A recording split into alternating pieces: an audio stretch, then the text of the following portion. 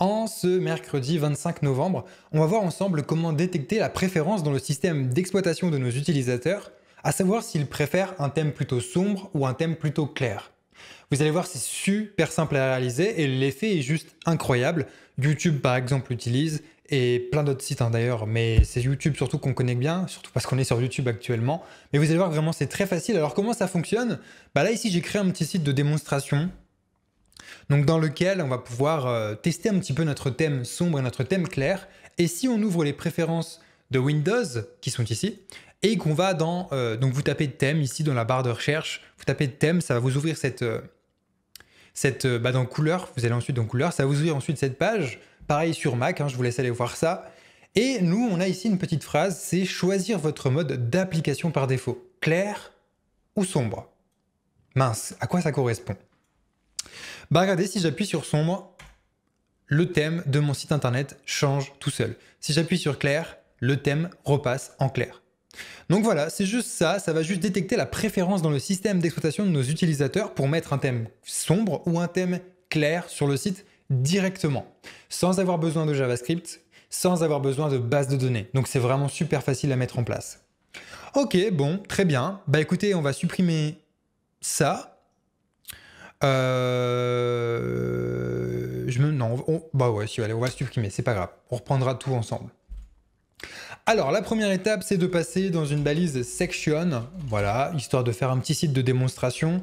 On va avoir un titre H1. Ici, on va pouvoir l'appeler, par exemple... Alors moi, je vais reprendre exactement ce que je vous avais fait. C'est détecter la préférence d'un thème sombre ou clair de l'ordinateur de l'utilisateur.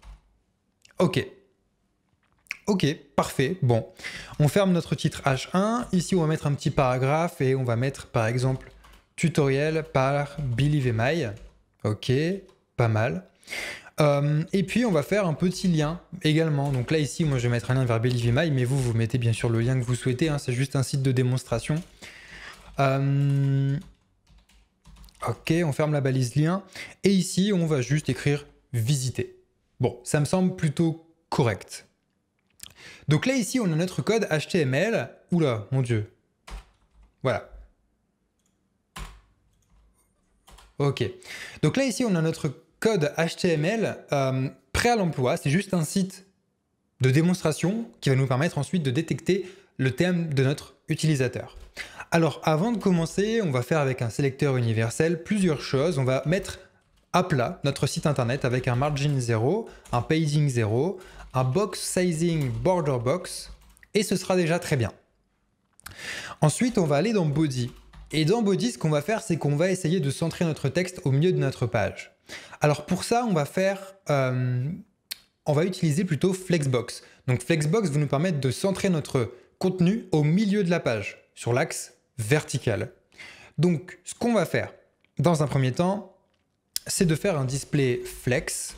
On va ensuite faire un align items center. Et histoire de centrer le tout, on va également faire un justify content center. Alors là, pour l'instant, on voit pas de grande différence parce qu'il faut rajouter la propriété height et dire que la hauteur de body, c'est la hauteur du navigateur. Donc, on va faire 100 VH, 100 view height. Et là, on voit que tout se centre vraiment au centre de notre page, sur l'axe vertical. Donc c'est plutôt cool. On va terminer avec un petit text align center qui va rendre tout ça beaucoup plus sympa. Et on va finir avec un font family Arial et éventuellement sans serif si la police Arial n'est pas disponible. Ok, écoutez, là on a déjà un résultat qui est plutôt sympa. Maintenant dans notre titre H1, ce qu'on va faire, c'est qu'on va faire un petit margin bottom de 1 rem, donc c'est-à-dire c'est environ 16 pixels. Ça va bien décaler notre titre par rapport à notre paragraphe. Je trouve que c'est plutôt sympa.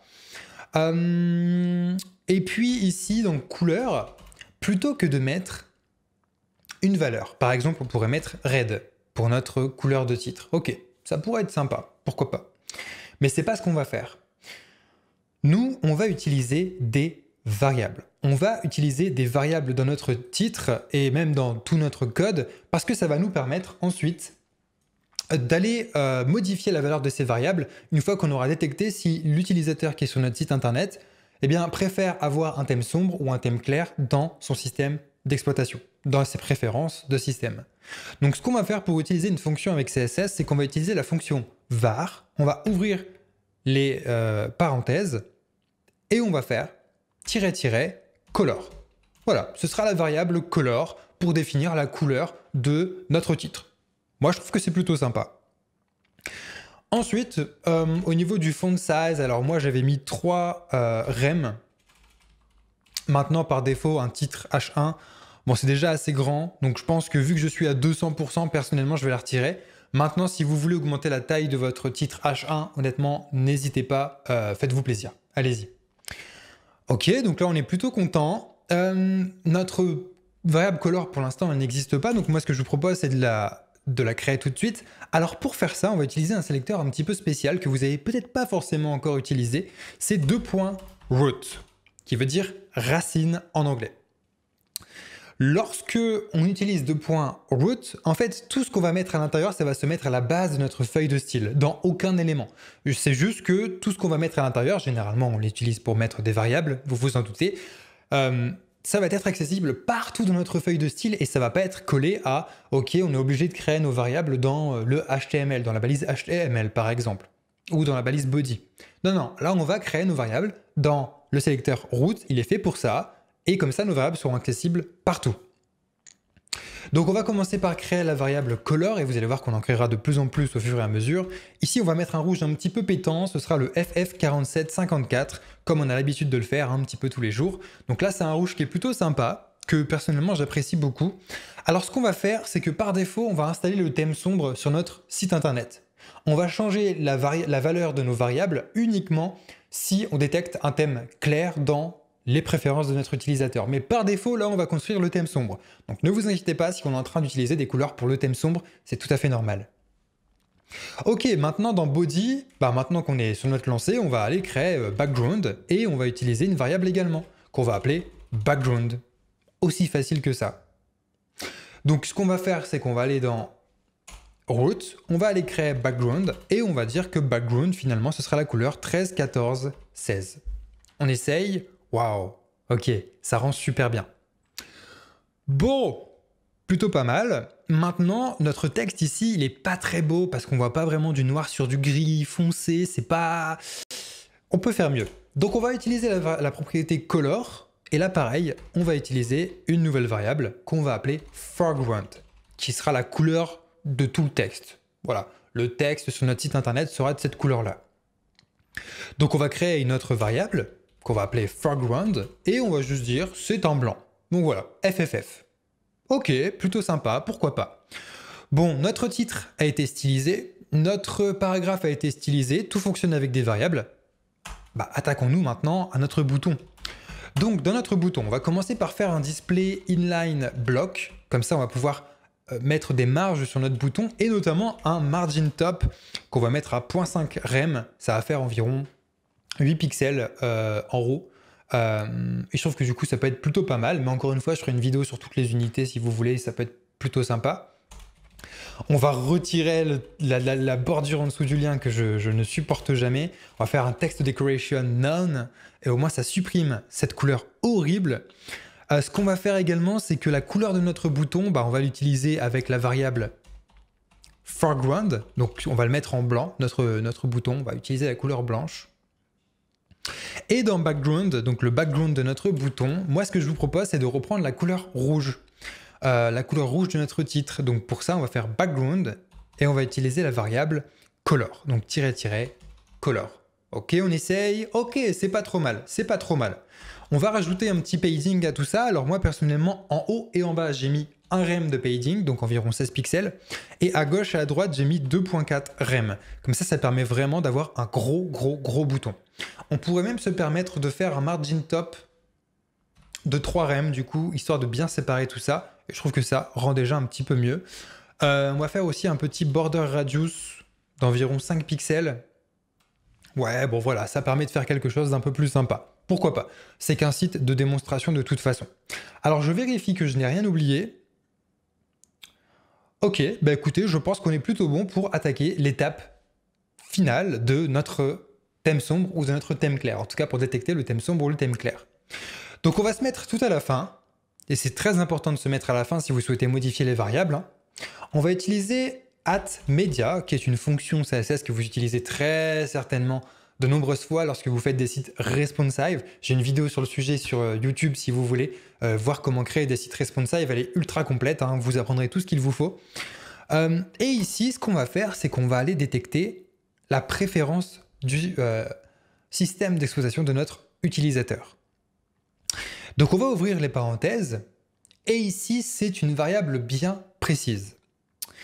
Elle va s'appeler prefers color shame. Et vous voyez que tout d'un coup, c'est reconnu par CodePen. On va mettre 2 points. Et ici, on va juste dire si la préférence de notre utilisateur, c'est light. Donc, c'est clair. Vous avez light et dark. Ici, si c'est light, dans ce cas, la variable color, dans ce cas-là, on va pas forcément la changer. On va la laisser à FF4754. Donc, on va les laisser en rouge. Ça va être plutôt sympa. Par contre, background, évidemment ici, on le passe en blanc. Et foreground, ici, on va le passer en 13, 14, 16. Donc en fait, on prend background, on met la valeur de foreground, on prend foreground, on met la valeur de background. On inverse les couleurs. Une fois qu'on a fait tout ça, on englobe l'ensemble dans le sélecteur root, histoire de dire qu'on redéfinit bien sûr, les variables dans root, pour pas qu'il y ait de problème. Et là, on voit que notre thème passe automatiquement en thème light. Si je vais dans mes préférences de système, alors je vais ici, voilà, comme ça, ce sera mieux. Je clique sur sombre, mon site passe en sombre. Je clique sur clair, mon site repasse en clair.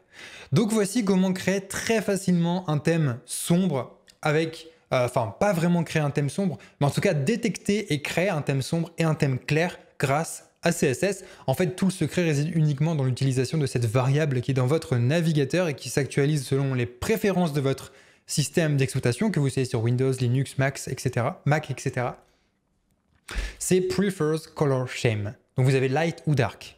Et où du coup on n'a pas besoin de styliser les couleurs par rapport à si c'est un thème dark, donc un thème sombre, parce que c'est les couleurs qu'on met par défaut.